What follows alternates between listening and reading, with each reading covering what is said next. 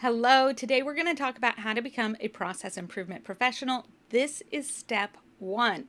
It's the beginning. So let's talk about how you can become knowledgeable so that you can participate in process improvement in your organization.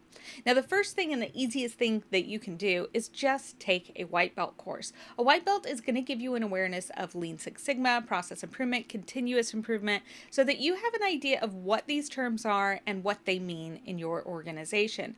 Now, I do have a free mini white belt that you can take here on YouTube, so go ahead and check that out if you want to just get the basics in 30 minutes. We also have, as part of our YouTube community, a white belt that you can sign up to and watch the entire series of white belt videos that we have available.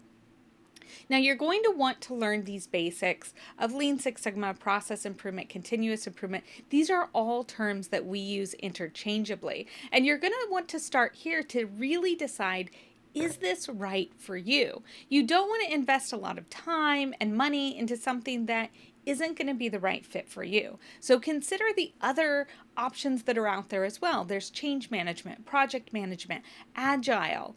Are any of these closer to what would be helpful in your career, to what you want to do? I always recommend that you go back to those job boards and you look at what employers are requesting. Look at some of your dream jobs. What certifications are they asking for?